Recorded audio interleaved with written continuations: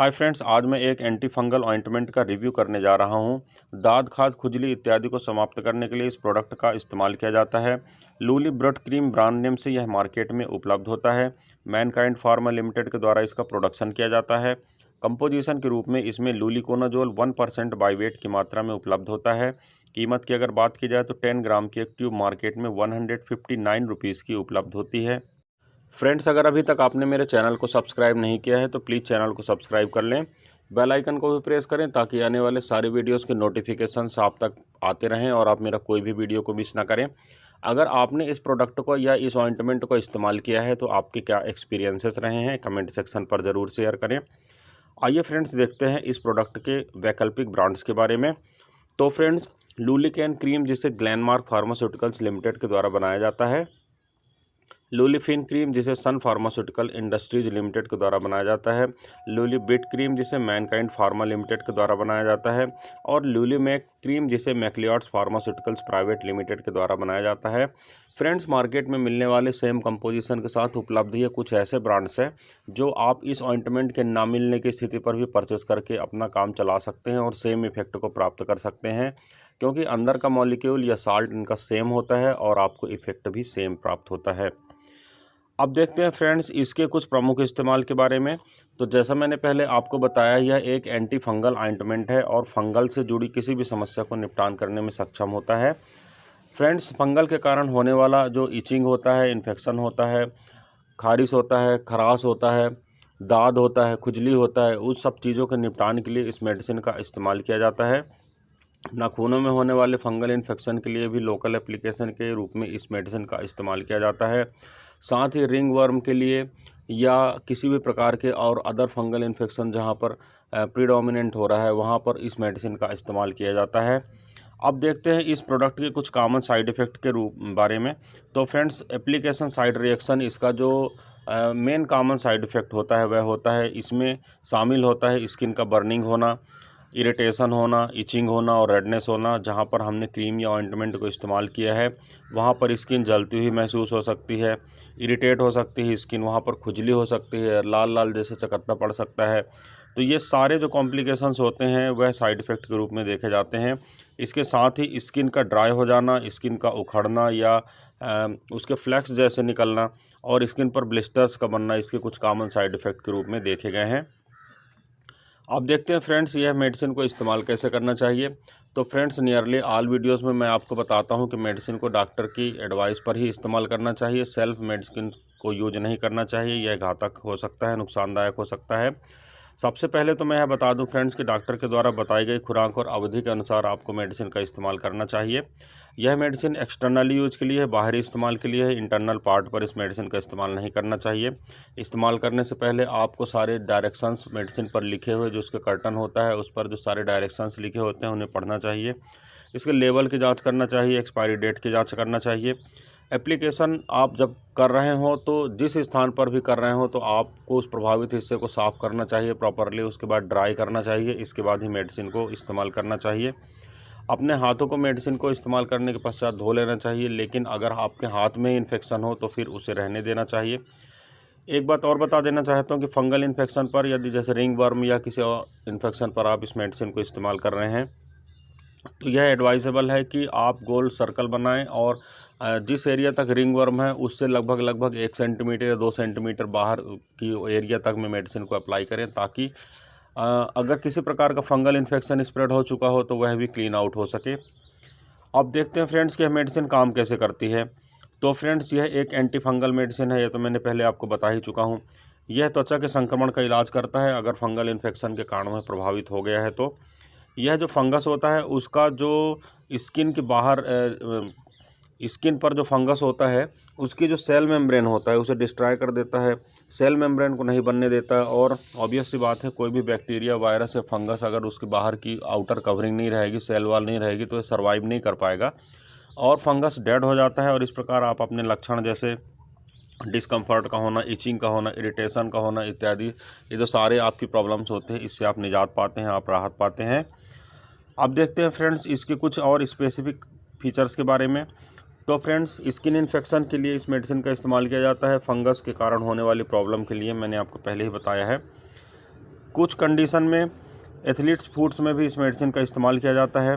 अगर पैर में आपको फंगस इन्फेक्शन हो गया है या हाथ में हो गया है तो आपको यह सलाह दी जाती है कि आप अपने उस स्थान को ड्राई रखें, तो आपको जल्दी आराम लगेगा।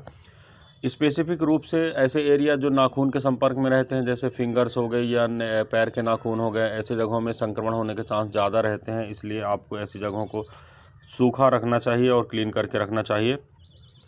आपको अपने नाखूनों को छोटा रखना चाहिए और ओपन टोज शूज़ पहनना चाहिए ताकि आपको एयर वगैरह का उसमें डिस्कम्फर्ट ना हो सके।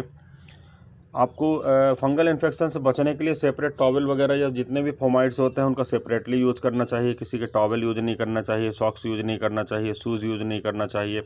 जितने ये सारे फोमाइड्स आर्टिकल होते हैं आपको सेपरेटली ही यूज़ करना चाहिए ताकि किसी दूसरे का इन्फेक्शन आप तक न आ सके।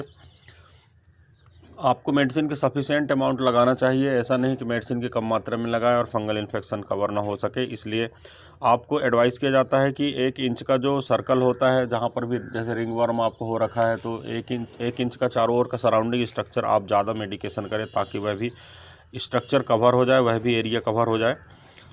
आपको इस मेडिसिन को लगाने के बाद लगभग 7 से 10 दिन के बीच में आपको राहत महसूस होती, समझ में आती है। आपका पूरा एरिया ड्राई हो जाता है, क्लीन भी हो सकता है, परंतु उसका मतलब यह बिल्कुल नहीं रहता है कि फंगल इन्फेक्शन पूरी तरह से ठीक हो गया है।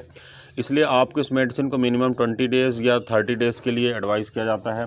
कम से कम आपको इस मेडिसिन को 1 महीने तक इस्तेमाल करना चाहिए ताकि यह रिलैप्स ना हो सके। किसी भी कंडीशन में अगर थोड़ा बहुत डिसीज़ भी बचे तो वह कॉम्प्लिकेशन कर सकता है, दोबारा बैक हो सकता है। इसलिए आपको इस मेडिसिन को कम से कम 1 महीने के लिए इस्तेमाल करना चाहिए। अगर आप कुछ समय बाद मेडिसिन लगाने के बाद अच्छा महसूस कर रहे हैं तो भी पूरी तरह से रोग जाने के बाद ही आप मेडिकेशन या डॉक्टर की एडवाइस के बाद ही मेडिसिन आपको बंद करना चाहिए। अगर किसी भी प्रकार का इन्फेक्शन अधिक हो रखा है तो इसके साथ साथ कुछ ओरल मेडिसिन या ओरल कैप्सूल्स वगैरह, एंटी फंगल मेडिसिन वगैरह आपको उपलब्ध कराई जाती हैं। इसके साथ ही पैरेलल इचिंग की मेडिसिन दी जा सकती है अगर कभी कुछ आवश्यकता समझ में आती है डॉक्टर को। तो हालांकि स्टेरॉइड तो इसके लिए कॉन्ट्राइंडिकेटेड रहता है, फंगल इन्फेक्शन स्टेरॉइड देने के बाद बढ़ जाता है, परंतु तुरंत की कंडीशन में थोड़ा सा इसे सबसाइड करने के लिए, सप्रेस करने के लिए अगर डॉक्टर को उचित लगता है तो थोड़ा बहुत स्टेरॉइड आपको दे सकता है कवर करने के लिए। और आप अपने से स्टेरॉइड का सेवन ना करें, यह घातक हो सकता है। मेडिसिन को आपको नाक के अंदर या मुंह के अंदर या आंख के अंदर लगाने से बचना चाहिए और अगर एक्सीडेंटली एक्सपोजर हो जाता है तो आपको तुरंत ही पानी से, ज़्यादा मात्रा में पानी से आपको इसको क्लीन करना चाहिए। और फ्रेंड्स, इस मेडिसिन को अगर रेगुलर यूज़ करने के बाद 3 से 4 सप्ताह अगर आप मेडिसिन को यूज़ कर रहे हैं और अगर आपको किसी भी प्रकार के रिजल्ट प्राप्त नहीं हो रहा है तो आपको मेडिसिन को बंद करके डॉक्टर से परामर्श करना चाहिए। अब फ्रेंड्स देखते हैं इसके कुछ स्पेसिफिक जो सेफ्टी फीचर्स होते हैं उनके बारे में। तो फ्रेंड्स, अगर मैं अल्कोहल की बात करूं तो मेडिसिन के सेवन के दौरान आपको अल्कोहल का इस्तेमाल नहीं करना चाहिए। यह हार्मफुल हो सकता है, लीवर में टॉक्सिसिटी डेवलप कर सकता है। गर्भावस्था और स्तनपान अगर आप करा रहे हैं तो आपको अपने डॉक्टर से इस बारे में उचित परामर्श करना चाहिए। किडनी और लीवर रोग से जुड़ी किसी समस्या का सामना अगर आप कर रहे हैं तो आपको डॉक्टर से परामर्श करने के पश्चात ही मेडिसिन का सेवन करना चाहिए। और अगर आप गर्भावस्था के दौरान हैं तो आप डॉक्टर से परामर्श करें। यह आपके बच्चे को किसी भी प्रकार से नुकसान पहुंचा सकता है। हालांकि ये सेफ मेडिसिन है, इसके इतने ज़्यादा डाटा उपलब्ध नहीं है, फिर भी एक बार आपको अपने डॉक्टर से परामर्श अवश्य करना चाहिए। और फ्रेंड्स, इस मेडिसिन को रेगुलरली कवर करना चाहिए, परंतु अगर आप रेगुलरली इस मेडिसिन को यूज़ नहीं कर सकते हैं तो आपको सप्ताह में कम से कम 3 दिन के लिए इस मेडिसिन का इस्तेमाल करना चाहिए। पैर के उंगलियों के बीच एथलीट फुट के इलाज करने के लिए कम से कम 4 सप्ताह के ड्यूरेशन लगता है। कुछ रोगियों में जैसे कि जॉ किच वगैरह या दाद वगैरह के निपटान के लिए इस मेडिसिन को लगभग 6 सप्ताह तक का भी समय लग सकता है। किसी विशेष हार्ड परिस्थिति में इस मेडिसिन को यूज़ करने में लगभग 2 महीने का भी समय, यानी लगभग 60 दिन का भी समय लग सकता है। यह आप डॉक्टर से सजेस्ट करें, इसके बाद ही मेडिसिन का इस्तेमाल करें। कंटेनर को जिस कंटेनर में मेडिसिन आई है उसमें आपको इसको बंद करके रखना चाहिए। बच्चों के पहुंच से दूर रखना चाहिए। ठंडे तापमान वाली जगह में यानी कमरे के अंदर रखना चाहिए। डायरेक्ट सनलाइट के संपर्क में मेडिसिन को नहीं रखना चाहिए। अतिरिक्त नमी, क्योंकि चूँकि फंगल इन्फेक्शन हो सकता है इसलिए इसे बाथरूम वगैरह एरिया में नहीं रखना चाहिए ताकि वहाँ पर नमी ज़्यादा रहती है और किसी भी प्रकार का फंगल इन्फेक्शन वहाँ पर स्प्रेड हो सकता है। तो फ्रेंड्स, ये था एक छोटा सा रिव्यू मेडिसिन के ऊपर। ये सारी जानकारी जो मैंने आपको दिया है, यह केवल आपकी ये जो सारा विवरण मैंने आपको दिया है केवल आपकी जानकारी के लिए है। किसी भी स्थिति में मेरे वीडियो के आधार पर आप मेडिसिन का उपयोग ना करें, यह हार्मफुल हो सकता है। आप अपने डॉक्टर से मिलें, उचित परामर्श करें, इसके पश्चात ही मेडिसिन का यूज करें। फ्रेंड्स, इस वीडियो में बस इतना ही। किसी अन्य अच्छे हेल्थ रिलेटेड टॉपिक के साथ आपसे फिर मुलाकात करता हूँ। तब तक के लिए गुड बाय। आपका दिन शुभ हो। जय हिंद।